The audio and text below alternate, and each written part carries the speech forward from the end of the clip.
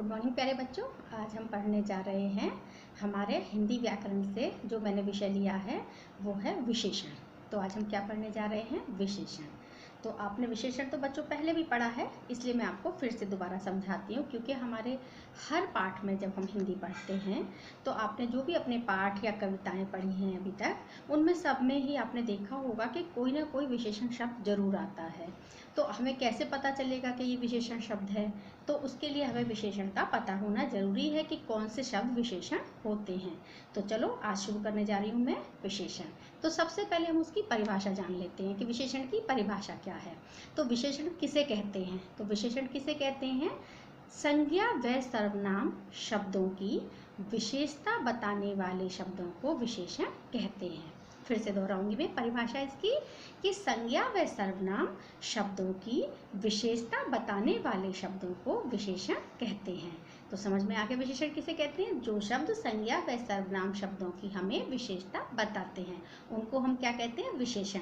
जैसे संज्ञा शब्द तो आप जानते ही हो, सभी जो नाम है वो संज्ञा शब्द होते हैं और उनकी जो विशेषता बताई जाती है उनको क्या कहते हैं? विशेषण कहते हैं। जैसे कि हम कोई भी उदाहरण ले सकते हैं किसी का भी, कि सीता गाना गाती है। क्या करती है? सीता गाना गाती है। तो विशेषता क्या है उसकी गाना गाना। या सीता बहुत सुंदर है, या सीता के बाल बहुत लंबे हैं, या ये पेड़ बहुत ऊंचा है। कोई भी वृक्ष है, ये वृक्ष बहुत ऊंचा है, या यह वृक्ष बहुत घना है। तो वृक्ष का घना होना उसकी विशेषता हुई, वृक्ष का ऊंचा होना उसकी विशेषता हुई। मधुर गीत गाना, जैसे मैंने बताया सीता मधुर गीत गाती है, तो मधुर गाना उसकी विशेषता हुई सीता की। या फिर जैसे हमने कहा कि मतलब कोई भी शब्द, वो शब्द जो हमें विशेषता बताते हैं बच्चों। क्या बताते हैं? विशेषता। किसकी? संज्ञा व सर्वनाम शब्दों की। जैसे उदाहरण के तौर पे मैंने आपको एक एग्जाम्पल दिया है कि महाराणा प्रताप बहुत वीर और पराक्रमी राजा थे। उनका कद लंबा और रंग गोरा था और वे बहुत दयालु थे। महाराणा प्रताप जो थे, तो यहाँ पे महाराणा प्रताप की क्या बताई गई हैं? विशेषताएं बताई गई हैं। और महाराणा प्रताप की विशेषता क्या क्या है? उनका कद लंबा होना, रंग गोरा होना, और उनका दयालु होना, वीर होना, पराक्रमी होना। ये सारे क्या हैं? महाराणा प्रताप के गुण हुए। क्या हुए? ये सारे महाराणा प्रताप के गुण हुए। और ये सारे महाराणा प्रताप के गुण हैं।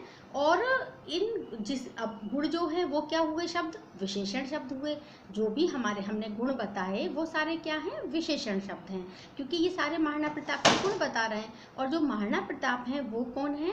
वो संज्ञा शब्द हुए, क्योंकि महाराणा प्रताप एक व्यक्ति हैं, तो वो क्या है? संज्ञा शब्द हुए महाराणा प्रताप। और उनके हमने क्या पढ़ रहे हैं? गुण पढ़ रहे हैं। तो महाराणा प्रताप के मैंने जितने गुण बताए वो सारे शब्द क्या हुए? विशेषण शब्द हुए। महाराणा प्रताप संज्ञा हुई और सारे जो गुण हैं उनके वो क्या हुए? विशेषण हुए। तो समझ में आया बच्चों आपको कि विशेषण कहते किसे हैं? अब यहाँ पर जिसकी विशेषता बताई जाती है, जैसे हमने विशेषता किसकी बताई? महाराणा प्रताप की। तो महाराणा प्रताप विशेष्य हुए। महाराणा प्रताप कौन हुए? विशेष्य हुए। और विशेषण शब्द वो होते जो विशेषता बताई जाती है जो शब्दों की, जैसे वीर, पराक्रमी, दयालु, रंगोरा, कद लंबा, ये सारे शब्द विशेषण हुए। और यहाँ महाराणा प्रताप कौन है? विशेष्य है, क्योंकि विशेषता किसकी बताई गई? महाराणा प्रताप की। तो वो कौन है? विशेष्य। तो हम विशेषण में विशेष्य उसको कहते हैं जिसकी विशेषता बताई जाती है, और जो विशेषता बताई जाती है वो विशेषण शब्द हुए। तो विशेषण के बच्चों 4 भेद होते हैं। कौन कौन से भेद होते हैं मैं आपको बताती हूँ। विशेषण के 4 भेद हैं। सबसे पहला गुणवाचक विशेषण, दूसरा संख्यावाचक विशेषण, तीसरा परिमाणवाचक विशेषण, और चौथा है हमारा सार्वनामिक विशेषण। 4 भेद होते हैं विशेषण के: गुणवाचक, संख्यावाचक, परिमाणवाचक और सार्वनामिक विशेषण। तो सबसे पहले हम इसका कौन सा भेद जानेंगे? गुणवाचक विशेषण। सबसे पहले मैं आपको गुणवाचक विशेषण के बारे में बताती हूँ कि गुणवाचक विशेषण कहते किसको हैं। तो बच्चों गुणवाचक विशेषण वो शब्द होते हैं, वो संज्ञा व सर्वनाम शब्द जिसमें संज्ञा व सर्वनाम शब्दों के गुण दोष, रंग रूप, आकार, दशा आदि का बोध होता है। जिन शब्दों के द्वारा हमें संज्ञा व सर्वनाम शब्दों के गुण दोष, रंग रूप, दशा, आकार, अवस्था आदि का जो बोध कराते हैं शब्द हमें, वो क्या होते हैं? गुणवाचक विशेषण कहलाते हैं। जैसे बहुत सारे ऐसे उदाहरण हैं जो हमारे आप पढ़ते हो, पाठ में आते हैं। जैसे बहुत सारे ऐसे हमारे पाठ के उदाहरण आते हैं, आपने कितनी बार देखा होगा। तो इस तरह मैंने आपको एक उदाहरण दिया है साधारण सा, कि जैसे वह व्यक्ति बहुत ईमानदार है, या वह लड़का बहुत ईमानदार है, या वह लड़की बहुत परिश्रमी है, या बहुत बहुत मेहनती है। तो यहाँ मेहनती होना उसका क्या होता है, गुण होता है। परिश्रमी होना गुण होता है। ईमानदार होना बच्चे का गुण होता है। तो जो हमें गुण बताते हैं किसी व्यक्ति के, संज्ञा व सर्वनाम शब्दों के गुण बताते हैं, क्योंकि इसमें कई सारी चीज़ें आई हैं गुणवाचक विशेषण में। गुण, दोष, आकार, अवस्था, रंग, रूप, बहुत सारी चीज़ें आती हैं। तो हम कैसे पहचानेंगे ये विशेषण शब्द हैं? तो मैंने आपको गुण बताया कि किसी व्यक्ति का गुण क्या होता है, उसका ईमानदार होना, परिश्रमी होना, ये गुण है उसका, क्योंकि गुण बता रहा है उसकी, तो उस व्यक्ति के गुण हैं ये। तो ये क्या है, गुणवाचक विशेषण है। अब इसमें दोष भी आता है, जैसे हम कहते हैं वह व्यक्ति बहुत आलसी है, या आलसी व्यक्ति जीवन में सफल नहीं हो पाते हैं, क्योंकि आलस हमें काम नहीं करने देगा, और अगर हम काम नहीं करेंगे तो सफल नहीं होंगे किसी भी काम में।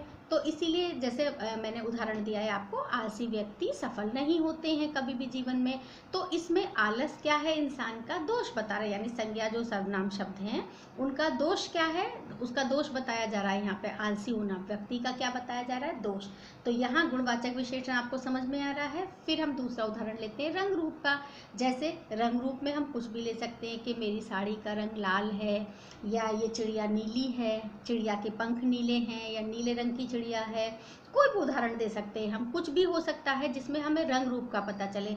या वह बालिका बहुत गोरी है, गोरा होना उसका रंग बताया जा रहा है। तो आपको, या टमाटर बहुत लाल है, आपने कोई भी उदाहरण हो सकता है कि टमाटर बहुत लाल हैं, सेब बहुत लाल हैं। तो यहाँ सेब का लाल होना या टमाटर का लाल होना उसका रंग रूप बता रहा है। तो समझ में आया बच्चों गुणवाचक विशेषण, जहाँ रंग रूप भी बताया जाता है। फिर आकार, किसी भी चीज़ का आकार। तो जैसे हम कुछ भी कह सकते हैं, ये पेड़ बहुत ऊंचा है, या सड़क बहुत चौड़ी है, यह सड़क बहुत लंबी है। ये सब क्या बता रहे हैं, आकार बता रहे हैं। सड़क का चौड़ा होना आकार है उसका, बताया जा रहा है। सड़क का लंबा होना भी उसका आकार बताया जा रहा है। फिर ये पेड़ बहुत ऊंचा है, ऊंचा होना किसी चीज़ का आकार है, तो वहाँ भी क्या है, गुणवाचक विशेषण है। क्योंकि गुणवाचक विशेषण में क्या आ जाता है, रंग रूप, गुण, दोष, आकार और दशा। फिर उसके बाद हमारा आता है दशा। यहाँ आपको आकार समझ में आ गया बच्चों। फिर उसके बाद आता है दशा।